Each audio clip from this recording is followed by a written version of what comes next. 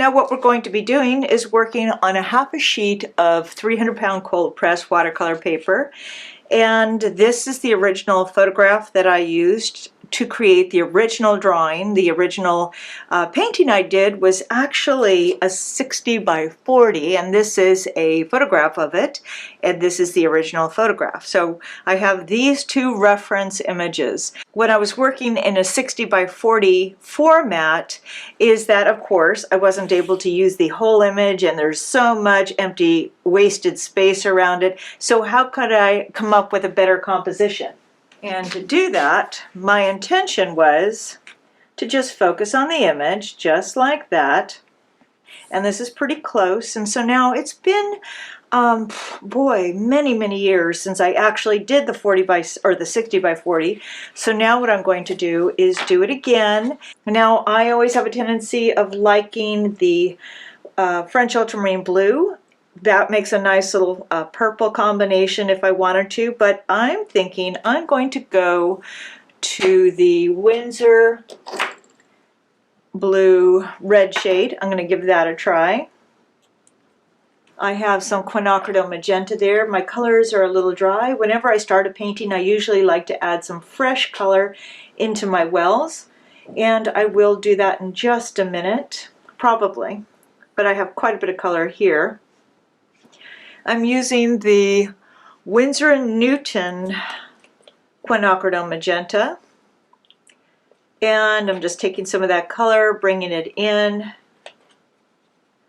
Since it's fairly dry in my well here, it's going to take quite a while to build a nice puddle. So as I'm doing this, I'm thinking about my project.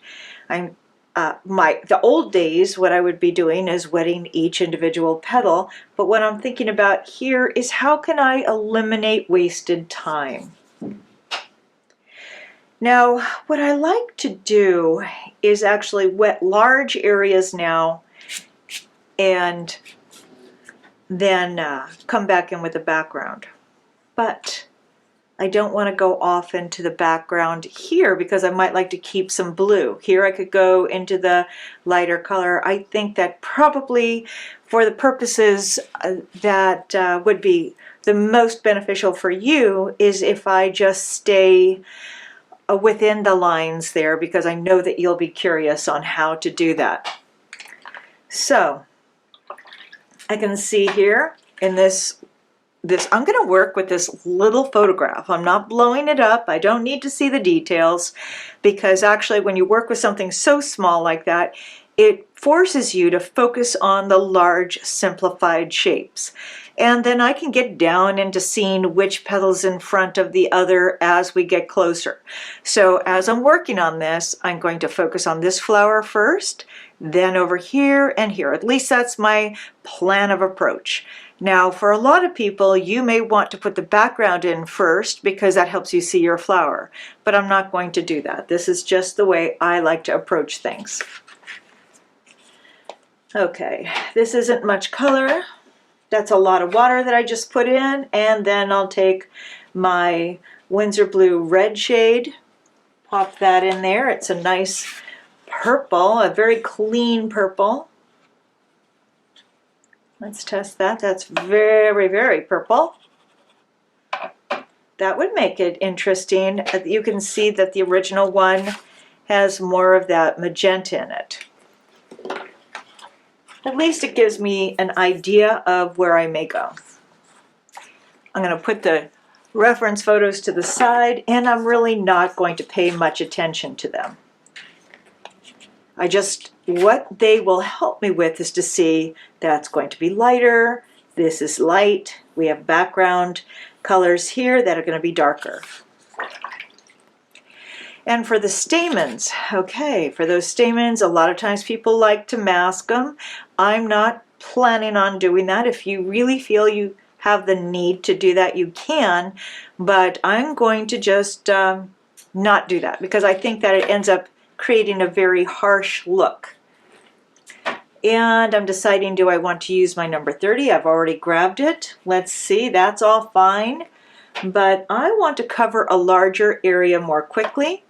So I'm going to use my wash mottler, my large wash mottler. It's a little, now why I'm not using the bamboo hake brush is because to me these are small areas. So I am intending to wet quite a few of these petals, just pretty much a big puddle right in the center, and then I'll bring the color out to the edge of the pencil line, and depending on your environment it can dry pretty quickly. I'm staying in this big flower right there. It's just the way I like to work. Then I'm thinking about this over here, and then this center is pretty dry. I'll bring a little water into the middle, just a little bit. And I know that the color, once we get this color in, it can stain. And I did go pretty purple on that, and I'm not sure if that's what I want to stay with. So I'll bring some of that quinacridone magenta up here. Maybe I'll take a little permanent rose and drop it in. I like that color better. I mean, I just like the combination a little more pink. I should add more permanent rose into this. This is starting to dry faster than I'm working, so I'm going to go ahead and just get started with it. Now I'm working flat. Let's go up to the edge, right here, keeping the brush loose in my hand. Last time I, like I said, wet individual petals. Now I'm going to have to see how far I can work without it drying too fast on me. And this paper is very old actually. I think it is. So what I'm deciding here is that I'm going to work, it still will be a section. And I applied my color with a number 14 blend, and then I'm taking the number 30 natural hair brush and softening some of those edges. Then let's let it move, and I'm going to evaluate as I do this. I'm not seeing any feathering there, so I'm going to continue on.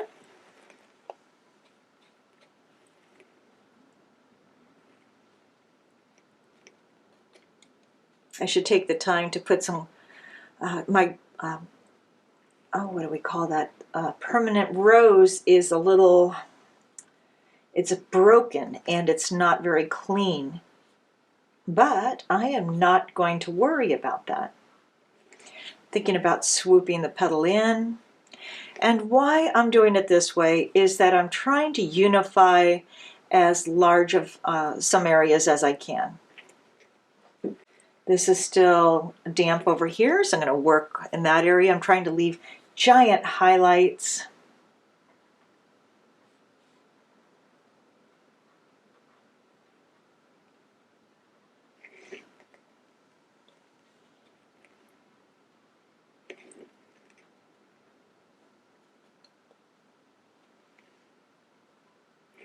I'm going to bring some of that purple in here. You can see that it's starting to feather. We don't want that, but I'm not going to worry about it just yet. Maybe get some color up there. Bring it in there.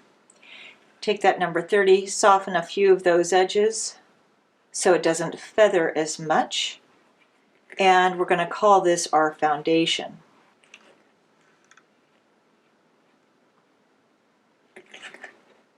Move it around, and I would like to maybe bring in, if I look at my reference photo, a little bit of that yellow in there.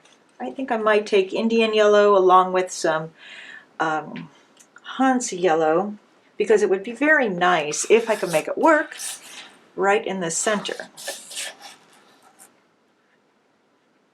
And I'm just brushing out in one direction so it doesn't mingle as much, but we have that hit of yellow in there. Then I'll take a damp brush and just touch some of those edges and bring the water into the center.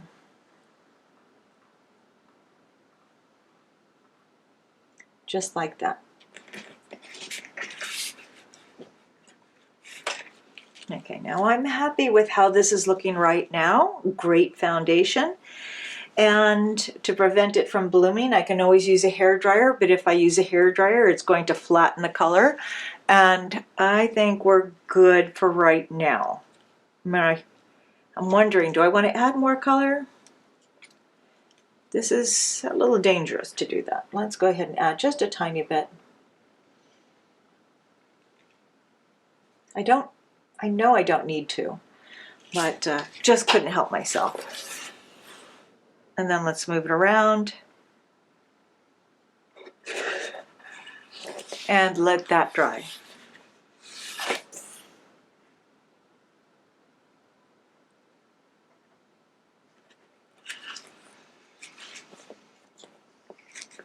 Now for this flower over here, part of that is in the shadow.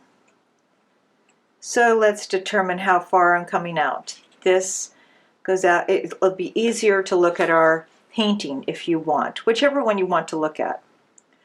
Okay, the center stamen goes out here. I'm going to acquaint myself with my drawing. And this looks like it's the shadow looking right through here. Okay, we've got that light, that over here. This is a shadow. And then we have our flower coming into here, right down into this area.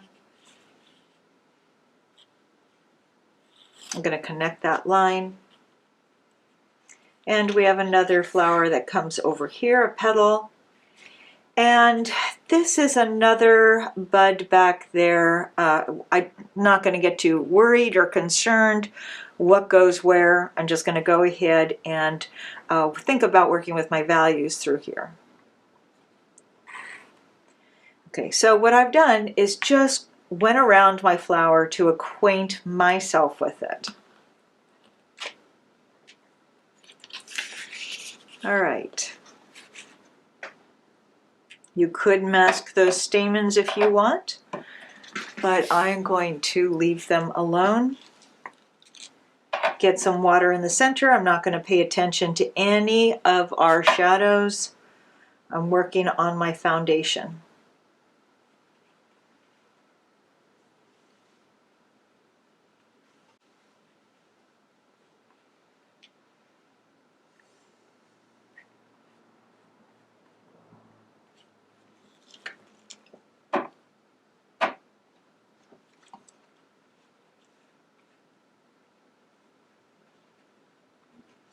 Just looking where I might need to go.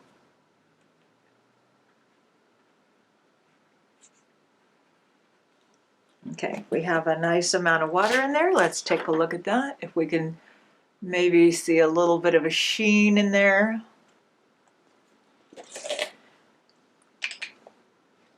I'm going to add a bit more permanent rose. And why I leave my palette messy like this is because I want you to see what I always work with. I'm not working with a pristine palette. Okay, quinacridone magenta, bringing it in here. This has a very slight tilt to it, not much. Let's bring that in. I could bring my water up a little further.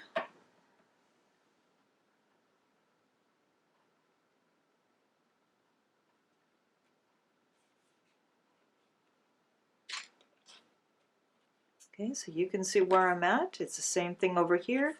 This is just a slightly larger photograph.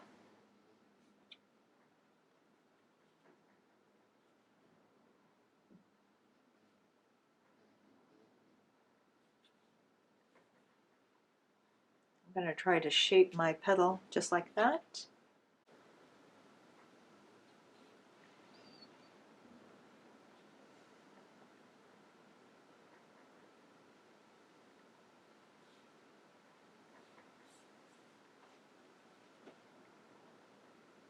It has a little puddle of water. I really want to have a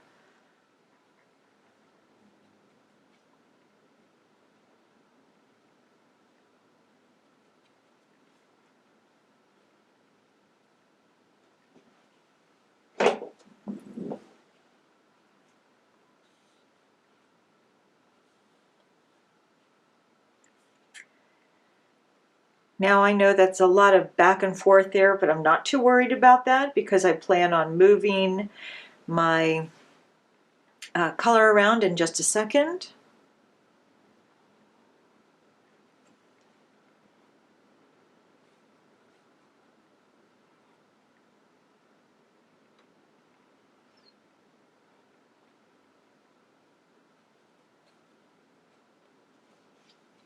Now it's moving quite a bit and pooling in some areas, so that's not ideal, so just so you know.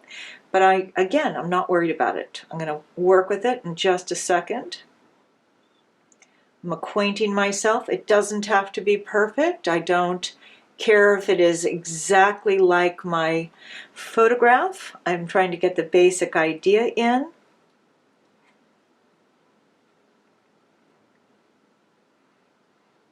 Okay. Now let's look at that water that's on the surface. Try to move that around a bit. Take a damp, not wet brush and bring the color up to the edges.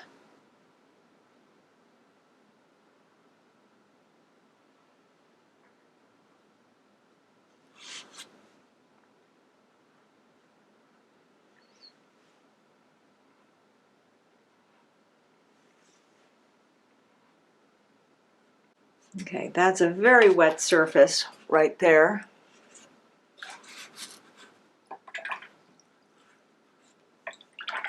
I'm trying to get a synthetic brush, and I want less water on here, less water and color. And that's a little dark, but we'll work with it.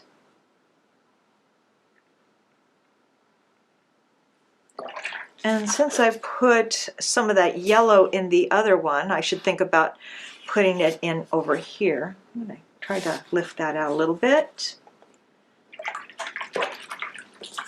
And where do I want to put it in? I could think about, I'm going to put it right in here, more than likely. It's also has a tendency to go brown because it's going to be the two complementary colors.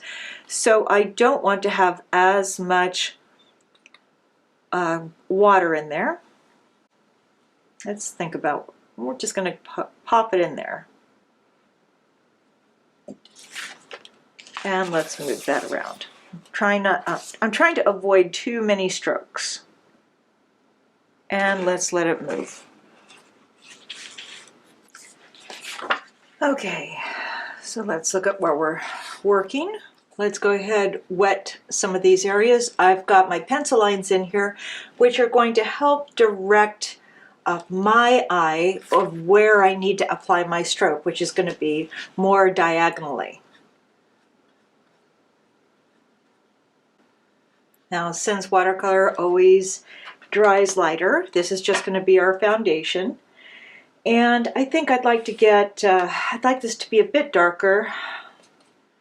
So I'm going to take more of that color, quinacridone magenta, mix it in with my Winsor blue red shade, a tiny bit of that permanent rose, and let's go ahead and see what we can do up here. We're going to find out very quickly if this is going to work. I don't really like to go that purple. I prefer to have, I think the more magenta color just feels a little happier. And if I go close to the bud, or to the flower, then I'm able to get more definition in that petal. And you can see that it's not really running too much. So let's see, let's go ahead. We have a damp surface, it's not really runny. Go ahead and put some of these strokes in there just like this. And I don't want them to be too many little lines, so I'm going to go ahead and I'm going to have to separate them a little bit in just a second. Okay, now that is going to look terrible, so we need to work with that. Even though it's fine, I don't want it to stay that way. I want some of that more magenta color up here. I could always work each individual little petal, and we will get to that. Use my number 30, soften a few of those strokes.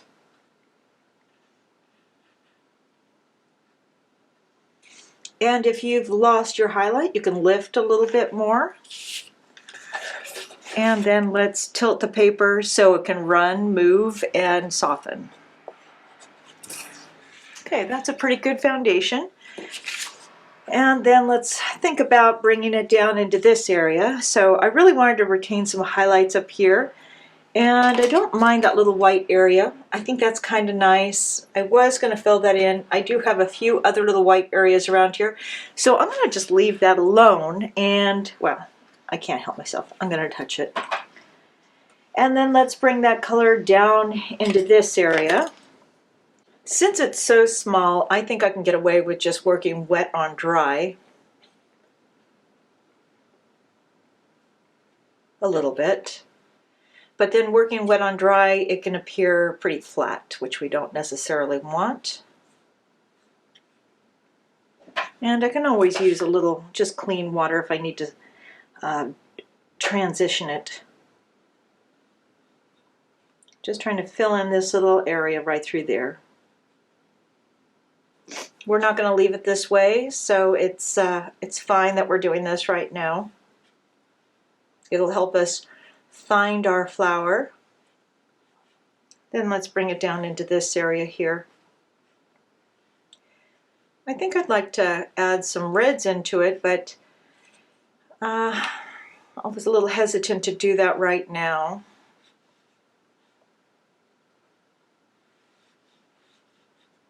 So all we're going to do is just fill this in and bring it down to about right here.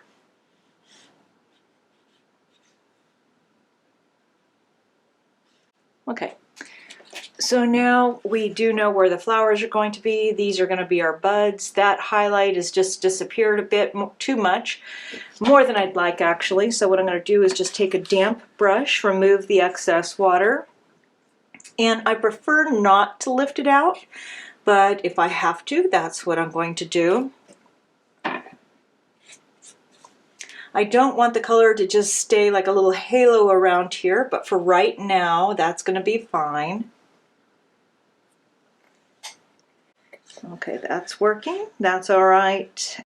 Now, if you want to stick closer to the reference photo, you can. And I'm going to just bring a little water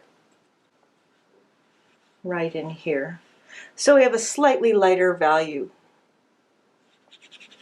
I put a little bit of that permanent rose right in there too.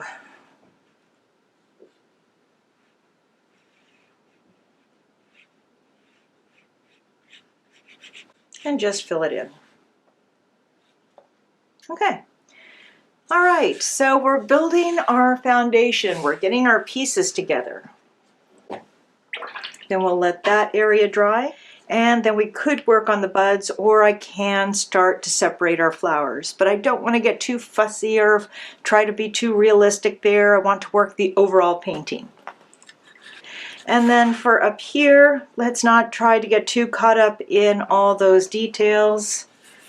You can see in my original painting, I just want a little darker, so I'm going to take some water, put that in there, and with that number 14 blend brush, I'm going to go ahead and just get some color right in here. I don't want it to be the same value of this as this if I can help it, but I can always go darker later. Let's just fill that in. I have some overlapping color right there, and I'm not going to worry about it. At least that's what I'm telling myself. But if I wanted to get rid of that or work with it, what I could do is I'm taking a damp number 30, and I'm going to just try to, I just don't like it being so dark there, so we'll leave that alone. Now I've got this great big bud over here, and what again, like I said, what I usually do is break it up into small shapes, but that is tedious, and I don't find that as enjoyable as painting large shapes. So let's think about how can we break this down into bigger shapes. If you look at this, I mean, it'd be a lot of fun actually. If you want to get very fussy and more botanical, you can do that. But when I'm teaching a live in-person workshop, I just don't have that kind of time. I've got to be as efficient as I can with my time as possible. I'm just going to, again, acquaint myself for what bud belongs where. This is going to be obviously here. Then we have another bud right through here. I'm just going to make a few pencil lines to help me find out where everything will be. Just like that. That helps. And don't worry remember, this is not necessarily paint by numbers. You're learning skills. Okay, and we have lots of different pencil lines right through there. I'm not going to worry about it. Let's bring that down right through there. And I do know what's happening, but I don't want to think about it too much yet. And I'm looking at this area back here. So let's go ahead and connect that so I have a better idea. Okay, that's too much water, so I'm going to remove some of the excess. I just want to get some water on the surface so the color can move. I'll use my number 14 blend so that way I have control. Mix the color, same color combination of the not the French ultramarine blue, the Winsor blue, red shade, and the permanent rose along with the quinacridone magenta. And let's go ahead. I don't want it to be too thick. I want it to be able to move within this water that's on the surface. But I also don't want it to be just one tone or one color. So I'm going to go ahead, take some of that permanent rose, make a separate little puddle over there, and maybe pop in some of that color.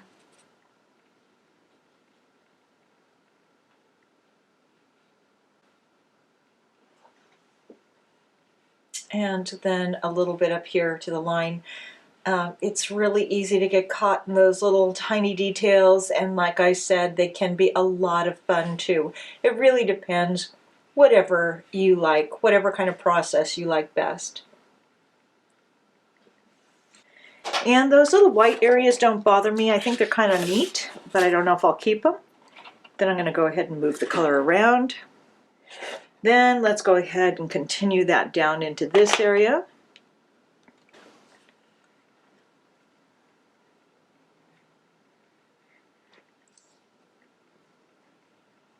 Get some color right in there.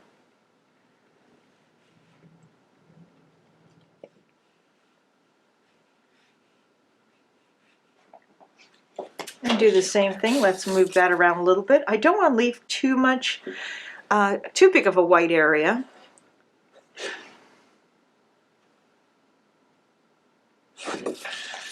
But I do want to have a few highlights. And let's start working our way down. I'd like to do this, but I was going to say I can't really do that because that's going to bleed. But I think we can get away with it. I'm going to keep the water mostly right in there. Remove the extra water, and then just touch a few of those lines.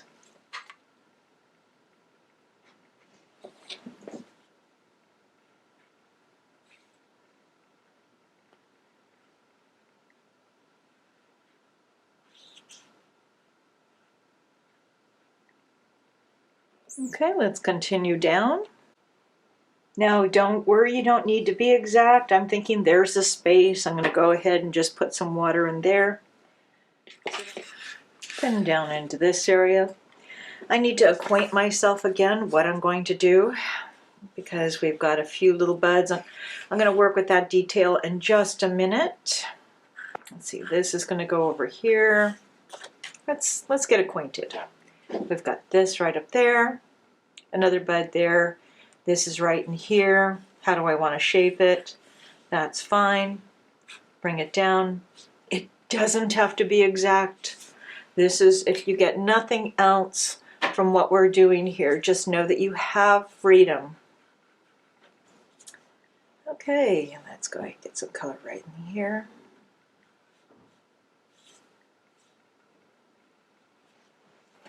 I'd like a bit more water because it's not spreading.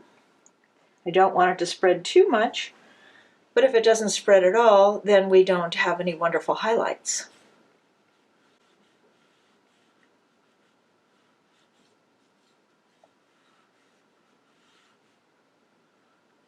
Okay. Well, then let's do the same thing coming down into this area. We've got our big flower through there, right there. Moving over into this area.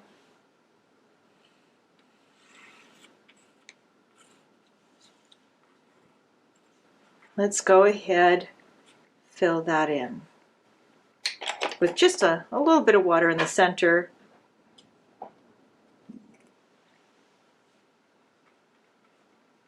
Scoop up my color.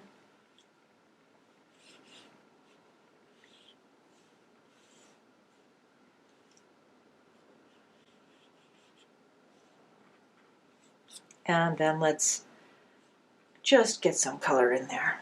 You can see the little lines. Trying to leave my highlights, just a few of them.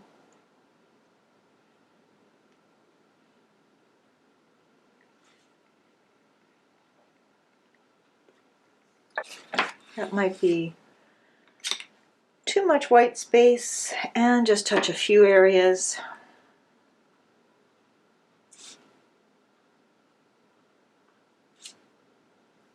And let that rest.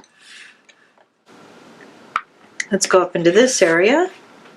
Now I could go wet on dry, but if I do wet on dry, it's going to look flat. So I'll just take a little bit of water, put that in there and right up there. And remember, we are working on our foundation.